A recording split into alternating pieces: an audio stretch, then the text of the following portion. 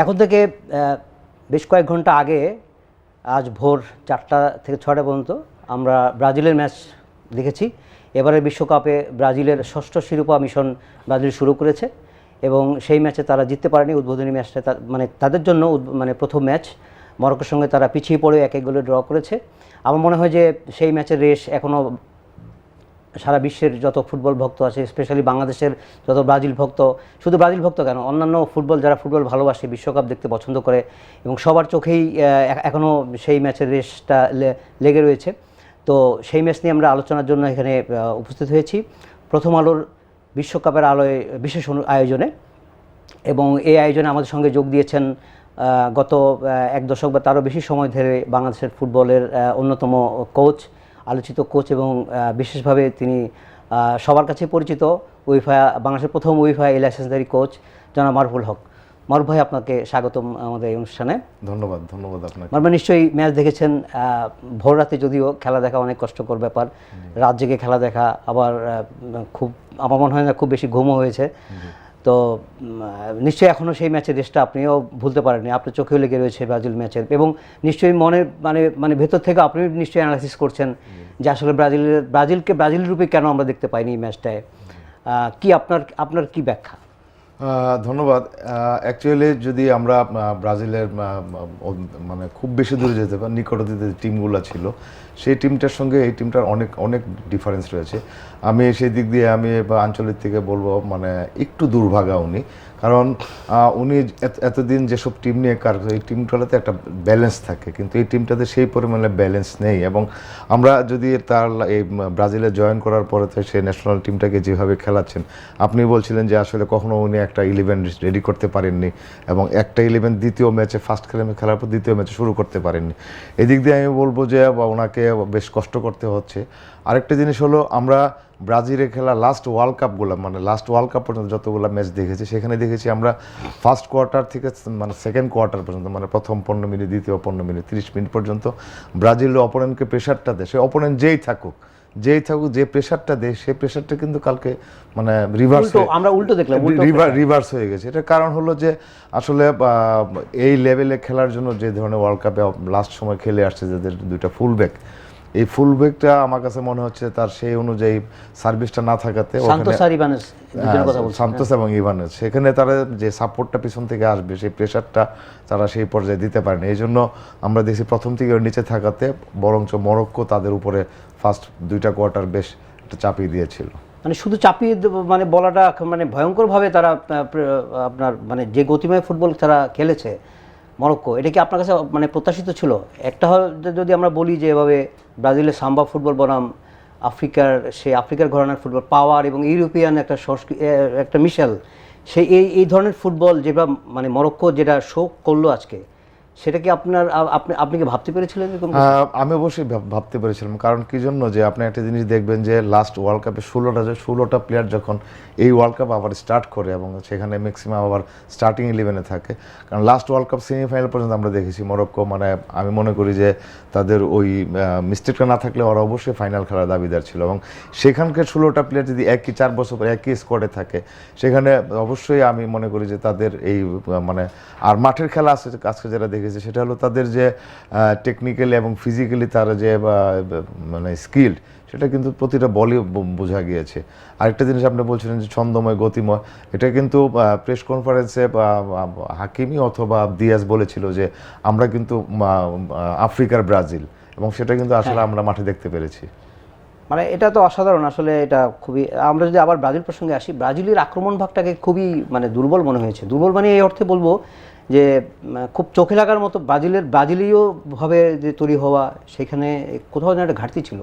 সেখানে যদি আমরা বলি যে লুকাস পাকেতা, রাফিনহা, এরা খুব অনুজ্জ্বল ছিল এই ম্যাচের, খুব যে সার্ভিসটা তার কাছে আশা করা হচ্ছিল কোচ সেটা পাননি। এটা কেন মনে হয়? এটা হলো ব্রাজিলের প্লেয়ারগুলো এবং তাদের যে নিজস্ব একটা স্টাইল আছে, তাদের খেলার ট্রেন্ড, সেখানে ওরা কিন্তু কখনো আপনার মানে বাইপাস করে থ্রু দ্য থার্ডস, মানে ওরা প্রতিটা থার্ড খেলে কিন্তু উপরে আসে, মানে ডিফেন্সে থার্ড খেলবে, মিডিল থার্ড খেলবে, তারপরে উপরে আসবে। কিন্তু এখানে কোথাও যদি তাদের এই ব্যালেন্সটা না থাকে, এই ব্যালেন্স না থাকার জন্য কিন্তু ওরা মানে থ্রু দ্য থার্ডস খেলে উপরে আসতে পারে না। সেই ক্ষেত্রে প্রায় সময় তাদেরকে কিন্তু আমরা সেভাবে দেখতে পাইনি।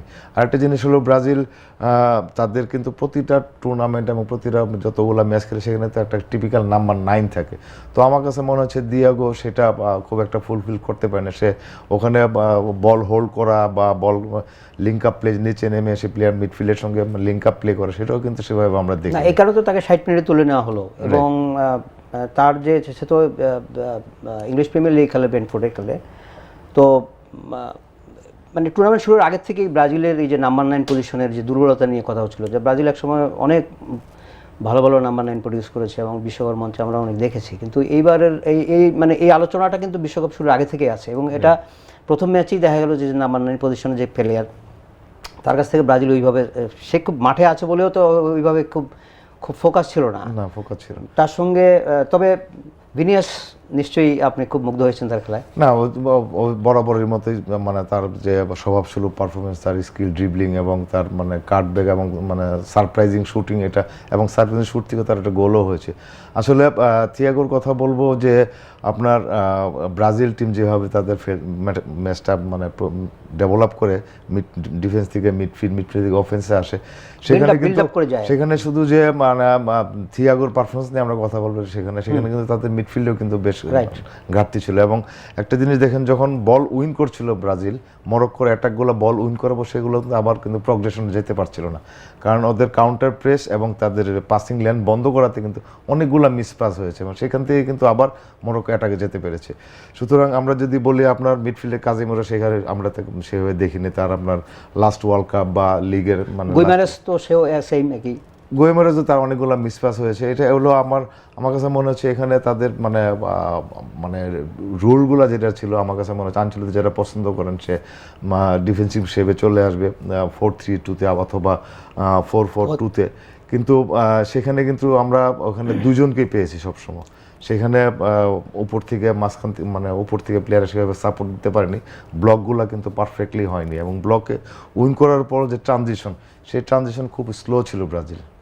একটা পয়েন্ট যদি আপনাকে ধরিয়ে দিই যে আমরা সেকেন্ড হাফের মানে যদি আমরা ধরি যে সেকেন্ড হাফের প্রথম দিকেই কাজিমেরোকে মানে তুলে নেওয়া হলো এবং ইভানেস্কেও তুলে নেওয়া হলো। এই যে দুটা চেঞ্জ, এই দুটা চেঞ্জ হওয়ার পরে কিন্তু ডিফেন্সের প্রেশারটা কম, মানে একটু কম ফিল করেছে ব্রাজিল, যেটা প্রথমার্ধে ছিল। তো এইটা কি আপনার নিশ্চয়ই এটা এই চেঞ্জটা নিশ্চয়ই খুব কাজে লেগেছে আঞ্চলিকের এই অবশ্যই। তখন মানে যেহেতু ফার্স্ট হাফে আপনার কাজিমেরোকে সাপোর্ট দেওয়ার জন্য গুইমারেজকে বারবার নামতে হয়েছে এবং কাজিমেরো সেই জায়গায় খুব একটা কমফোর্ট ছিল না।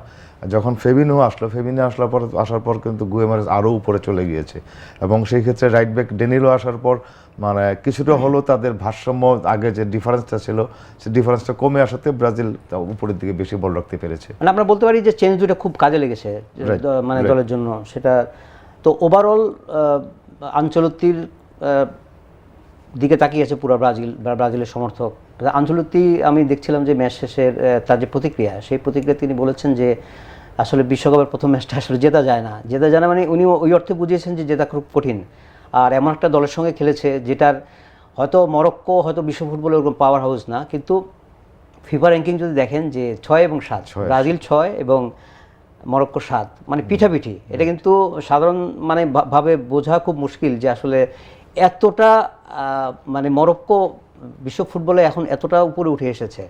তো সেই জায়গায় মানে প্রথম ম্যাচটা নিশ্চয়ই ব্রাজিলের মতো খেলতে পারেনি, তাদের অনেক সমস্যা ছিল, মাঝমাঠ সমস্যা ছিল, আক্রমণের সমস্যা ছিল।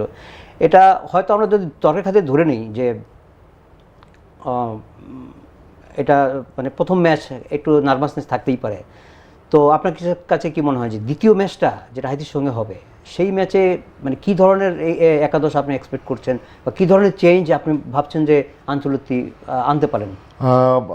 আপনি যেটা বলছিলেন যে ব্রাজিল কিন্তু মানে ওয়ার্ল্ড কাপ শুরুর আগে কিন্তু মানে আপনার ব্রাজিলের যে কোচ আঞ্চলিক, সে বলেছিল যে আমার যে প্রেশারটা, সেটা আমার মনে হয় না যে ব্রাজিলের প্রেসিডেন্টও সেই প্রেশারটা রয়েছে। তো ওই প্রেশার আসলে যখন একটা টিমের মানে ব্যালেন্স থাকে, একটা টিমের আপনার ডিফেন্স, মিডফিল্ড এবং অফেন্স, এই তিনটা ডিপার্টমেন্টে ব্যালেন্স থাকে, তখন কিন্তু প্লেয়ারদের কনফিডেন্সটা অন্য লেভেলে চলে যায়। কালকে কিন্তু আমরা ফার্স্ট হাফ থেকে প্রথম থেকে দেখতে পাচ্ছিলাম যে ব্রাজিল এটা তাদের কনফিডেন্স, আমার কাছে ব্যালেন্সটা তারা নিজেরাও বুঝতে পেরেছে মাঠে, প্লেয়াররা নিজেরাও বুঝে তাদের ব্যালেন্স নাই টিমের। সেই ক্ষেত্রে এই একটা জিনিস, আরেকটা জিনিস হলো তাদের যে মেন্টাল প্রেশার, যে চ্যাম্পিয়ন হইতে হবে, চ্যাম্পিয়নের জন্য ব্রাজিল আসে এবং সারা বিশ্বের সাপোর্টাররা, তাদের দেশের সাপোর্টাররা তাদেরকে এই চ্যাম্পিয়নশিপটা চায়।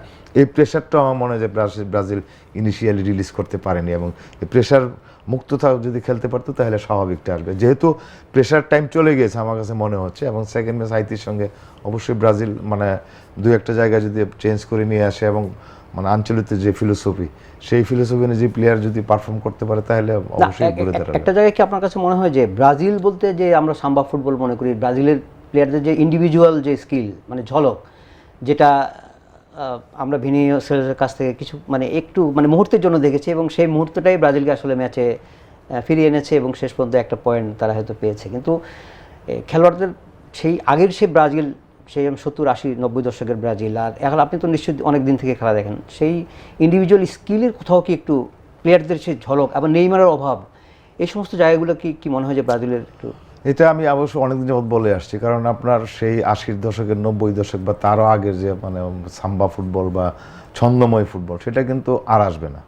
সেটা কিন্তু আর আসা এই যুগে আসবে না, এবং ইন ফিউচারে আসবে না। কারণ তখন কিন্তু একটা প্লেয়ার বল তার পায়ে আসার পর অনেক সময় পেয়েছে এবং অনেক স্পেস পেয়েছে। এখন কিন্তু টোটালি কিন্তু সেই দুইটা কিন্তু কমে আসছে।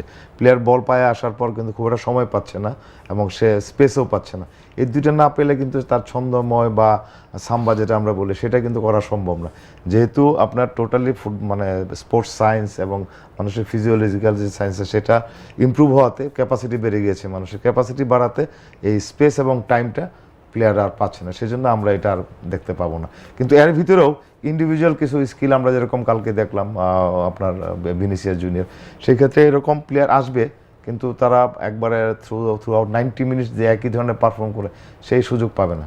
তার মানে দলগুলোর মধ্যে আসলে ডিফারেন্স, ব্রাজিল যে আগের নামের যে ব্রাজিল ছিল, সেই ব্রাজিল আর এখনকার এই পাওয়ার যে ফুটবল, সেই পাওয়ার ফুটবলের সাথে আসলে তাল মানে ওটাও ব্রাজিলের ফুটবলটা এদিকে ডাইভার্ট হয়ে গেছে অনেকটাই, যে পাওয়ার রিলেটেড ম্যাচ। আমরা যদি একটু মানে মরক্কোর দিকে যাই, মরক্কোর যে গোলটা আমরা দেখলাম, সাইবারের গোলটা, মানে 3টা টাচে জাস্ট একদম তার টাচ, মানে নিজেদের সীমানার থেকে এত দ্রুত। আপনি বলছিলেন এর আগে যে ফুটবল এখন এত গতিময় খেলা হয়েছে, ফুটবল এত রানিং করে, যে আগে যে রানিং ছিল হয়তো গড়ে 11-12 কিলো, এখন হয়তো 14 কিলো চলে গেছে গড়ে। তো এই গোলটা নিয়ে আপনি কি বলবেন, যে এত সুন্দর গোল? গোলটা আমি যেটা প্রথমেই বলছিলাম, যে আঞ্চলিকতে আসলে তার যে প্লেয়িং ফিলোসফি, তার যখন ইন পজিশনে তাদের শেপ কি হবে এবং অফ পজিশনের শেপ কি হবে, তখন কিন্তু ব্রাজিল অফ পজিশন ছিল। অফ পজিশনে তাদের শেপটা ওখানে আমরা ক্লাব টিমে দেখি, তার যখন অফ পজিশন থাকে তখন তো তার দুইটা ফুল ব্যাক ইনভার্টেড হয়ে বা মাঝমাঠের কাছাকাছিতে, সেই ক্ষেত্রে কিন্তু অপোনেন্ট বল পাওয়ার পরেও খুব একটা অপারেট করতে পারে না। কিন্তু আমরা দেখেছি সেই ক্ষেত্রে সান্তোস কিন্তু অনেক নিচে ছিল, এবং মানে আপনার দুইটা সেন্ট্রাল ব্যাকের প্যারালাল ছিল। এই মাঝখানের জায়গাটা সে ইনভার্টেড তার থাকলে কিন্তু সেখান থেকে আপনার ডিয়াজ এই বলটা দিতে পারতো না। ওখানে একটা প্রথম ভুল ছিল। দ্বিতীয় ভুলটা ছিল, আমি বলবো যে মার্কুনেস যেভাবে মানে সাবিয়াকে যেভাবে মার্কিং করার কথা সেভাবে কিন্তু তার করতে পারেনি। সে কিন্তু টোটালি আউট অফ সাইড চলে গিয়েছিল, কিন্তু তার বডিটা যদি একটু টার্ন করে যদি এইদিকে থাকতো তাহলে আমার মনে হয় যে মার্কিং করতে পারতো। আর টাচ তো অবশ্যই বলবো যে আমি 3টা চেক গোল, এটা তো ওয়ার্ল্ড কাপে এটা এরকম আমরা অনেক দেখবো, তবে ফিনিশিং টাচটা এটা টোটালি আউটস্ট্যান্ডিং আমি বলবো। আরেকটা বিষয় নিশ্চয়ই আপনি খেয়াল করেছেন যে ব্রাজিলের রাইট সাইড থেকে খুব একটা বেশি আক্রমণ বা সার্ভিস খুব একটা বেশি বক্সে যায়নি। এটার কারণ হয়তো বা ইবানেজ হয়তো একটু আন্ডার পারফর্ম করেছিল না। এটা কারণ হলো যে তাদের অ্যাটাক যখন বিল্ড আপ নিচ থেকে বিল্ড আপ আপনার এটা মানে এন্ড প্রোডাক্ট পর্যায়ে চলে যাবে, তখন কিন্তু তাদের যেহেতু ভিনিসিয়াস লেফট সাইড দিয়ে এটা যাবে, এবং সেখান দিয়ে যাওয়ার সম্ভাবনা গিয়েছে। এটার কারণ হলো যে সে ওখানেই হলো তার আউটস্ট্যান্ডিং পারফরম্যান্স, এবং সেই হলো তাদের ট্রাম্প কার্ড, তো ওই দিক দিয়ে যাবে এটা। আমরা যদি টোটালি দেখি হয়তো 70% অ্যাটাক কিন্তু ব্রাজিল লেফট সাইড দিয়ে করেছে, আবার কিন্তু একই চ্যানেলে মোর দেন 60% অ্যাটাক কিন্তু মরক্কো করেছে একই চ্যানেলে। কারণ ওই দিক দিয়ে আপনার হাকিমি আছে এবং ডিয়াজ আছে, সেই জন্য হাকিমি তো অসাধারণ হয়েছে। হাকিমির সম্বন্ধে একটু শুনি, হাকিমির ওভারঅল পারফরমেন্স, তার ওভারল্যাপিং, ডিফেন্সে করা, আবার আক্রমণে যাওয়া, সবকিছু মিলিয়ে এটা আমি যেটা দেখেছি সেটা হলো আসলে হাকিমিকে মানে ফ্রি ফ্লোয়িং খেলার জন্য অ্যালাউ করেছিল তার যে রাইট সেন্ট্রাল ব্যাক মানে ঈসা দিওপ কিন্তু তাকে বারবার অ্যালাউ করেছে যে তুমি উপরে যাও, এবং তার ওই জায়গাটা যেহেতু ওখানে ভিনিসিয়াস, এটা একটা ডেঞ্জার পয়েন্ট, এবং এটাই প্রেডিক্টেড থাকে যে ব্রাজিল বল উইন করার পর আর যদি বল আসে ওই দিক দিয়ে আসবে, কিন্তু তাকে ঈসা দিওপ কিন্তু সেই ফ্রিডমটা দিয়েছে, এবং মানে ভিনিসিয়াসকে সেই কভার করেছে ওই জোনটাতে। সেই জন্য কিন্তু হাকিমি আমরা কিন্তু ফার্স্ট হাফে কিন্তু প্রায় সময় দেখেছি অপোনেন্টের গোল মাউথে অথবা উইংয়ে ওখান থেকে অপারেট করেছে। আমি যদি আবার একটু ব্রাজিলের অ্যাটাকিং সাইড নিয়ে আসি, যে অফকোর্স আপনাকে তো মানে গোল করতে হবে এবং ভালো শো করতে হবে বিশ্বকাপ জিততে গেলে। সেখানে নেইমার তো মানে প্রথম ম্যাচটা ছিল না, হয়তো নেক্সট ম্যাচ খেলবেন কিনা। তারপর রদ্রিগো তাদের অন্যতম সেরা ফরওয়ার্ড নাই। তো ব্রাজিলের আক্রমণ ভাগটাকে আসলে একটু কি আপনার কাছে মনে হয় না যে একটু মানে আরো আরো আরো গতিশীল, আরো শার্প, আরো আরো আরো আরো আরো কিছু না, আমরা যেটা বলছিলাম যে একটা উইংয়ে যদি খুব বেশি নির্ভরশীল হয়ে যায়, ভিনিসিয়াস যদি খুব বেশি নির্ভরশীল হয়ে যায়, তাহলে কিন্তু ওটা বন্ধ করে দিলে কিন্তু প্রবলেম। ওটাকে বন্ধ করা খুবই সহজ। সেক্ষেত্রে অল্টারনেটিভ আপনার হয় মিডল করিডোরে যেতে হবে, আর একটা ফ্ল্যাঙ্কে যেতে হবে। সেই ক্ষেত্রে আপনার যে ওই ফ্ল্যাঙ্ক এবং মিডল করিডোরের জন্য ওই প্লেয়ারগুলোকে আমার মনে হয় যে অবশ্যই নিয়ে আসবেন পরের ম্যাচগুলোতে ভিনিসিয়াসের উপর নির্ভরশীলতা কমানোর জন্য। তো সব মিলিয়ে আমরা যদি বলি যে মানে ব্রাজিল স্টার্ট করলো, নিশ্চয়ই হয়তো ব্রাজিলের মতো করতে পারেনি, হয়তো সামনে বিশ্বকাপ আরও অনেকগুলো ম্যাচ সামনে রয়েছে। তো ব্রাজিলের গত কয়েকটা বিশ্বকাপে যেটা আমরা দেখেছি যে নকআউট স্টেজে গিয়ে খুব মানে চাপের মুখে থাকে। এবারও তো নকআউট এখনও সামনে বাকি আছে আরও ম্যাচ। তো আপনার কাছে এই যে একটা চ্যাম্পিয়ন দল, মানে চ্যাম্পিয়ন হয়তো মানে চ্যাম্পিয়নের কত মানে মানে এখনই যে যাদের চ্যাম্পিয়নের মতো লাগতে হবে এমন না, বাট শিরোপা জয়ের মতো মানে ওই রকম কি মানে একটা মানে পূর্বাভাস কি তারা দিতে পারলো? আর না, আপনি আজকের পারফরমেন্স যদি আমরা বিবেচনা করি তাহলে কিন্তু সেটা আমরা দেখতে পাইনি। তবে আমি যেটা প্রথম বলছিলাম যে প্রেশারটা, সেই প্রেশারটা আমার মনে হয় যে ব্রাজিল প্লেয়ার রিলিজ করতে পেরেছে এবং আঞ্চলিক রিলিজ করতে পেরেছে আজকের ম্যাচের পর। কারণ ওনারা মানে আমাদের থেকে বেশি জানে মরক্কো টিমকে, এবং তাদের যে টিম মানে হোমওয়ার্ক, সেই অনুযায়ী তাদের কাছে মনে হচ্ছিল যে একটা নেগেটিভ মেসেজ চলে আসছিল। সেই প্রেশারটা প্লাস আপনার মানে চ্যাম্পিয়ন হওয়ার যে একটা প্রেশার, সেই প্রেশারটা রিলিজ করতে পেরেছে, এবং আমার মনে হয় যে নেক্সট ম্যাচ থেকে অবশ্যই স্বাভাবিক খেলা খেলতে পারলে খুব সহজেই হবে। তবে একটা জিনিস হলো যে অবশ্যই কালকে যেভাবে পারফর্ম করেছে মরক্কো, অপোনেন্ট ব্রাজিল ছিল, এবং তাদের যে ধরনের ফোকাস ছিল, তাদের যে টোটাল কনসেন্ট্রেশন হোমওয়ার্ক, আমার কাছে মনে হচ্ছে যে পরের ম্যাচগুলো তো সেই পর্যায়ে নাও হতে পারে। সেই ক্ষেত্রে অবশ্যই গোল মানে একটা বিষয় থাকবে, ম্যাক্সিমাম গোল ডিফারেন্স, গ্রুপ লিডার হতে হলে গোল একটা ইম্পর্টেন্ট হবে। সেই ক্ষেত্রে আমি ব্রাজিলকে এগিয়ে রাখবো। না, নিশ্চয়ই ব্রাজিল তো নামে ধারে বারে সব দিক দিয়ে এগিয়ে তার গ্রুপে, নিশ্চয়ই এটা নিয়ে কোনো সংশয় নেই। তো আমরা যদি এই আলোচনায় যাই যে ব্রাজিলকে সামনে এগোতে হলে আর মানে সেখানে কি খেলোয়াড়দের আরও মানে নিজেদের সেরাটা দেওয়া বেশি গুরুত্বপূর্ণ, নাকি কোচ আঞ্চলিক ট্যাকটিক্স সেটা খুব গুরুত্বপূর্ণ একটা ভূমিকা রাখতে পারে, যেটা আমরা প্রথম ম্যাচে তার চেঞ্জিংগুলোতে দেখেছি? সেটা কি সামনের ম্যাচগুলোতে হয়তো এই ধরনের ট্যাকটিক্যাল তার কোচ অফ পয়েন্ট, যেহেতু আপনি কোচ এই জন্য জিজ্ঞেস করলাম যে কোচিং পয়েন্ট অফ ভিউতে মানে আপনি হলে কি করতেন? না, অবশ্যই, কারণ আমরা যদি কালকের ম্যাচে যদি প্লেয়ারদের ইন্ডিভিজুয়াল পারফরমেন্স দিকে অথবা গ্রুপ অথবা টিম পারফরমেন্স দিকে, তাহলে কিন্তু আপনাকে কখনো বলবে না যে এই টিমটা চ্যাম্পিয়ন হওয়ার মতো পারফর্ম করেছে কালকে আজকের ম্যাচে। তো সেই ক্ষেত্রে অবশ্যই আঞ্চলিক তার জানা আছে, প্লেয়াররা কিন্তু তাদের সামর্থ্যের বাইরে গিয়ে পারফর্ম করতে পারবে না, তাদের সামর্থ্যের সেরাটা যতটুকু সেটাই দিতে পেরেছে, এবং তাদের হয়তো প্রেশার লেস খেললে হয়তো আরেকটু আপ হবে, কিন্তু একবারে যে আউটস্ট্যান্ডিং হয়ে যাবে আমরা লাস্ট যত ওয়ার্ল্ড কাপ সেখানে সেরকম হওয়ার সম্ভাবনা কম। সেই ক্ষেত্রে আঞ্চলিক থেকে অবশ্যই খেলতে হবে। এখানে আঞ্চলিকের আরেকটা জিনিস আমি একটু ধার করে বলি যে এটাই আসলে শেষ না, এটাই কেবল শুরু। তো এখানে হতাশ হওয়ার কিছু নেই। তিনি স্পেশালি প্রথমার্ধ নিয়ে সমালোচনা করেছেন, তিনি আত্মসমালোচনা করেছেন যে প্রথমার্ধটা আমরা ভালো খেলিনি, হয়তো দ্বিতীয়ার্ধে তারা কামব্যাক করেছে, হয়তো যতটা মানে ব্রাজিল রূপে করতে পারেনি, কিন্তু মানে কম্পারেটিভলি প্রথমার্ধের চেয়ে দ্বিতীয়ার্ধে তারা বেটার ফুটবল খেলেছে। তো গত গত বিশ্বকাপের দিকে যদি আমরা তাকাই, সেখানে আর্জেন্টিনা চ্যাম্পিয়ন কিন্তু হয়েছিল প্রথম ম্যাচ হেরে। জি, মানে প্রথম ম্যাচ হারা বা ড্র করা, এটাই কিন্তু বিশ্বকাপ শেষ না, এটাই আসলে মূল বার্তা। তো আপনার আপনার আপনার কি মনে হয় যে ব্রাজিল তার যে সমর্থক সারা পৃথিবীতে আছে, শত শত কোটি সমর্থক, এরা তো আসলে ষষ্ঠ শিরোপার জন্য মুখী রয়েছে। তো এবং ব্রাজিল 2022 সালের পর থেকে 24 বছর পেরিয়ে গেছে যে তাদের শিরোপা বঞ্চিত। তো এইবার আসলে আপনার কাছে মানে মানে ব্রাজিলকে আপনার এই মুহূর্তে কোন জায়গায় রাখবেন শিরোপা দৌড়ে, বা যদি আপনি এইভাবে আলোচনা করেন? আপনি যেহেতু লাস্ট ওয়ার্ল্ড কাপের রেফারেন্স দিয়েছেন, লাস্ট ওয়ার্ল্ড কাপে ওই ম্যাচে আর্জেন্টিনা হারলেও কিন্তু এক্সপেক্টেড গোল আর্জেন্টিনা 2.6 উপরে ছিল এক্সপেক্টেড গোল।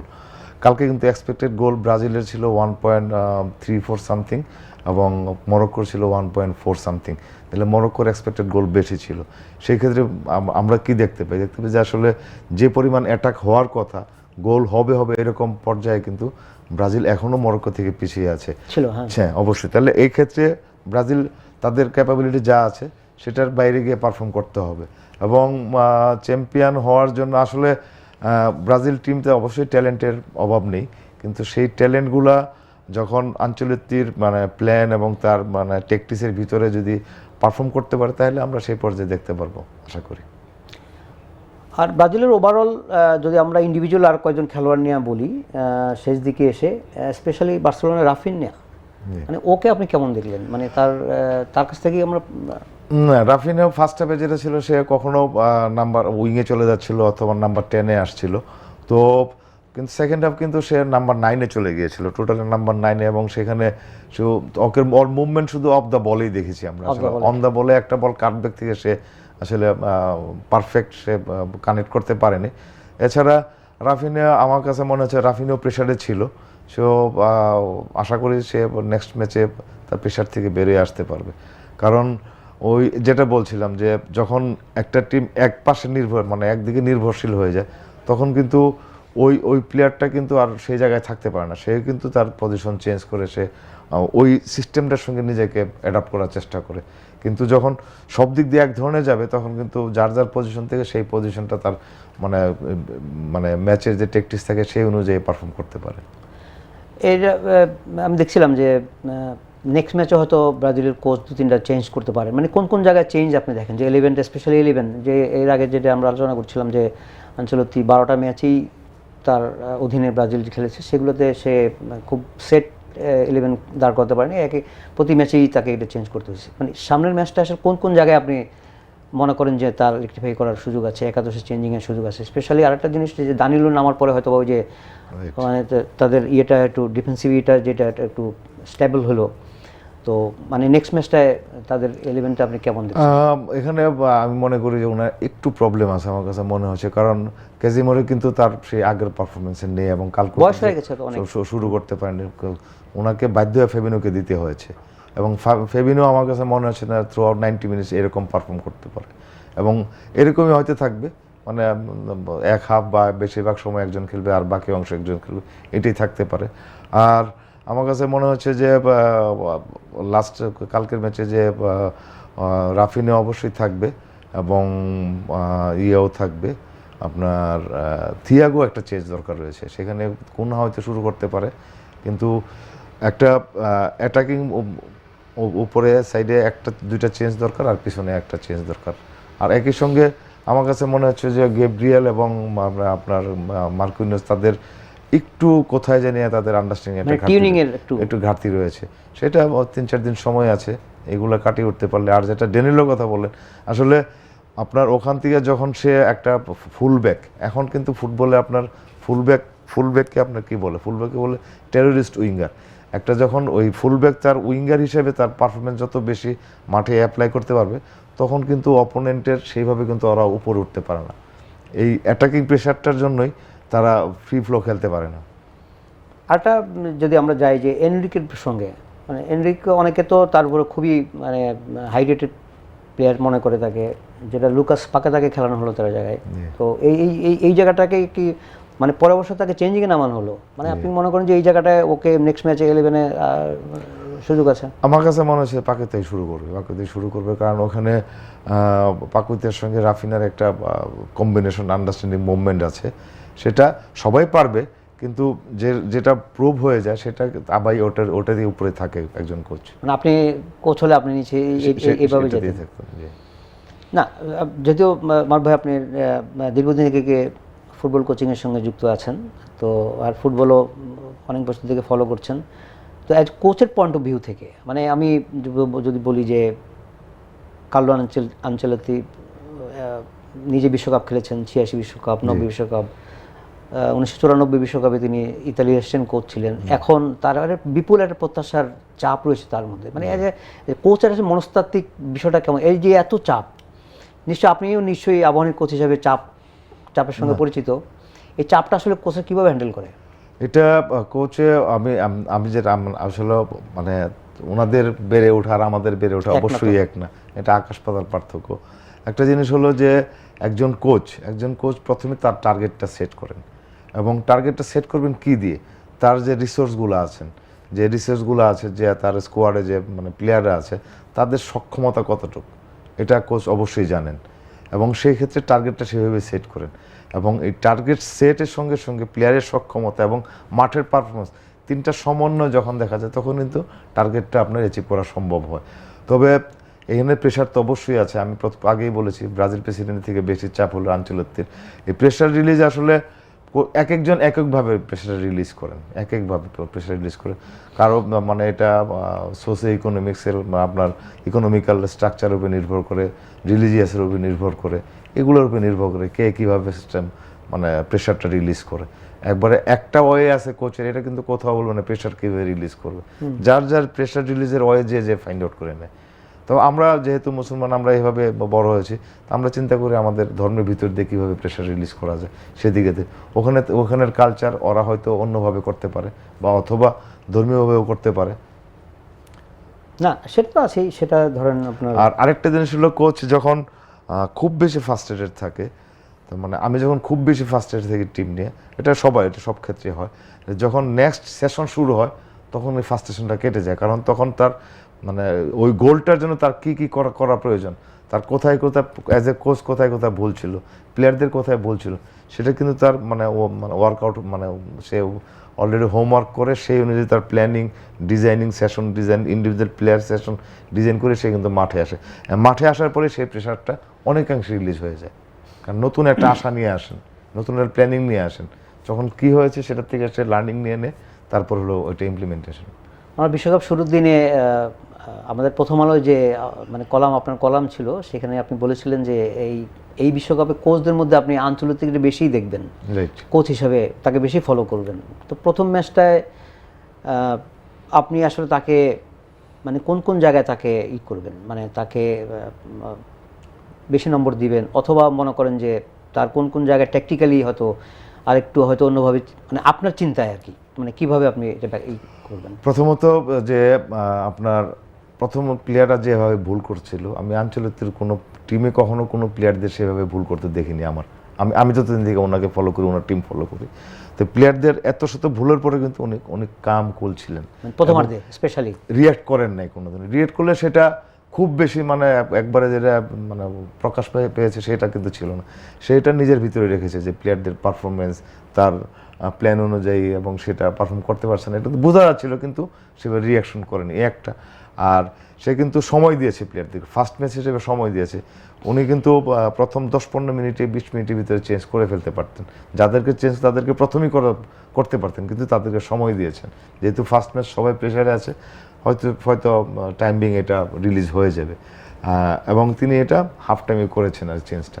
এটা অ্যাজ এ কোচ আমার কাছে একটা লার্নিং হলো যে আসলে অনেক সময় প্লেয়ারদেরকে সময় দিতে হয়। না, সময় তো তিনি দিয়েছেন, এবং দিয়েছেন আপনার মানে নর্মালি কুনহা নামার পরে কিন্তু তাকে নাম্বার 9 দেওয়ার কথা ছিল, অ্যান্ড্রুকে নাম্বার 9 দেওয়ার কথা ছিল, কিন্তু সে ওনাদেরকে নাম্বার 9 না দিয়ে ওখানে সে রাফিনাকে নাম্বার 9 হিসেবে দিয়েছে। এই একটা সুইচ ছিল, যেটা ওনার যে প্লেয়ারদের সামর্থ্যতা এবং আজকের ম্যাচের প্লেয়ারদের যে পারফরমেন্স, সেটার উপর বেস করেই কিন্তু এই ডিসিশনটা নিয়েছিলেন। তো সব মিলিয়ে এই ম্যাচ তো আসলে ড্র হলো শেষ পর্যন্ত, মানে মানে অনেকে হয়তো বলছেন যে আসলে খুব ভাগ্যের জোরে একটা পয়েন্ট পেয়েছে। আপনার কি মত যে ব্রাজিলের যে 1 পয়েন্ট কি তাদের প্রাপ্য? আমি আমি আমি মনে করি 1 পয়েন্ট প্রাপ্য। আপনার মাঠের পারফরমেন্স যেমনই হোক, কিন্তু আপনার বল পজিশন কিন্তু ব্রাজিলের বেশি ছিল। এটা কত 51-49 ছিল, এবং এক্সপেক্টিং গোল কিন্তু খুব বেশি ডিফারেন্স ছিল না, পয়েন্ট সামথিং ছিল এটা ডিফারেন্স। আর তাদের যে আপনার মানে একবারে মানে গোল ক্রিয়েশন, গোল মানে ফাইনাল টাচের যে ক্রিয়েশন, সেটা কিন্তু ব্রাজিলেরই ছিল বেশি। বল পজিশন এবং এক্সপেক্টিং গোল এটা বেশি হইতে পারে, কিন্তু ক্রিয়েশনটা বেশি ছিল হলো। একই সঙ্গে আপনার মরক্কোর ডিফেন্সকেও আপনার খুব দিতে হবে, প্রশংসা করতে হবে যে তাদের ডিফেন্সে কম্প্যাক্ট ছিল, মানে খুব একটা ভাঙেনি। আসলে আপনার তাদের যে ডিফেন্স, আমি বলবো অবশ্যই আপনার রিয়াদ এবং সেন্ট্রাল ব্যাক আরেকজন হলো ইসা দিওপ, তাদের কম্বিনেশনটা এবং তাদের ফিজিকে যে অ্যাডভান্টেজ সেটা পুরোটাই কাজে লেগেছে। আমরা শেষ দিকে আলোচনায় চলে এসেছি। শেষ দিকে যদি আমি এই এখন যে প্রশ্নটা আপনাকে করব, সেটার সূত্র কিন্তু এর আগেও হয়তো 2-1 বার ঘুরে ফিরে এসেছে। আপনি আজ কোচ হিসাবে, মানে প্রথম ম্যাচ ব্রাজিলকে দেখার পরে আপনি ব্রাজিলকে এই বিশ্বকাপে কোথায় দেখছেন? আমি হলে এখন আমার টার্গেট থাকতো অবশ্যই, মানে আমাকে এনিহাউ গ্রুপ লিড নিতে হবে, এটা টার্গেট থাকতো এনিহাউ। যেহেতু এখন মানে পয়েন্ট 1-1 হয়ে গেছে, এখন টার্গেট থেকে গ্রুপ লিড নেওয়ার জন্য। গ্রুপ লিড নিতে হয়তো প্ল্যানিং ওইভাবেই থাকতো। আমি বলছি যে মানে একদম মানে বৃহত্তরভাবে যদি এই টুর্নামেন্টের দিকে তাকান, সেখানে আপনি তাদেরকে কোথায় দেখতে পাচ্ছেন? আমি অ্যাজ এ কোচ না, আমি সাপোর্টার বা দর্শক হিসেবে সেইভাবে দেখতে পারি, কিন্তু অ্যাজ এ কোচ আমি যেটা বললাম যে আমাকে গ্রুপ লিড নিতে হবে, গ্রুপে লিড নিতে হবে, এটাই হলো মূল টার্গেট হবে এখন। এবং সাপোর্ট হিসেবে অবশ্যই দেখতে চাই ব্রাজিল ফাইনাল খেলুক। সাপোর্টার ব্রাজিল ফাইনাল খেলুক নিশ্চয়ই। ব্রাজিলের যত সমর্থক দর্শক রয়েছেন, শুধু সারা বিশ্বেই রয়েছেন, এবং এই সংখ্যাটা বাংলাদেশেও সম্ভবত অনেক বেশি। ব্রাজিল আর্জেন্টিনা এবং দু দলেরই প্রায় অনেক সমর্থক রয়েছে বাংলাদেশে। তা আমরা স্পেশালি যারা ব্রাজিলকে ভালোবাসেন, শুধু ব্রাজিল কেন, যারা সুন্দর ফুটবল দেখতে ভালোবাসেন, তারাও নিশ্চয়ই চাইবেন যে ব্রাজিল অনেক দূর যাক এবং ষষ্ঠ শিরোপার কাছাকাছি তারা পৌঁছাক অথবা জয়লাভ করুক। তো সেটা আরও অনেক দীর্ঘ পথ, সেটা এখনই সেই আলোচনায় আমরা যেতে পারবো না। মোটামুটি আমরা আজকের যে আলোচনায় মারুফ ভাই আপনি করলেন যে ব্রাজিলের প্রথম ম্যাচটার মানে কোথায় তাদের সমস্যা ছিল বা সামনে তারা কি করতে পারে, বা এই ব্রাজিল আগের ব্রাজিলের সঙ্গে তুলনা করলে কেমন দাঁড়ায়, আমরা চমৎকার আলোচনা করলাম আপনার সঙ্গে। আপনাকে অনেক ধন্যবাদ। দর্শক মণ্ডলীকে আমরা অনেক ধন্যবাদ জানাচ্ছি প্রথম আলোর এই বিশ্বকাপের আলোয় বিশেষ আয়োজনে আমাদের সঙ্গে যোগ দেওয়ার জন্য। সবাইকে ধন্যবাদ।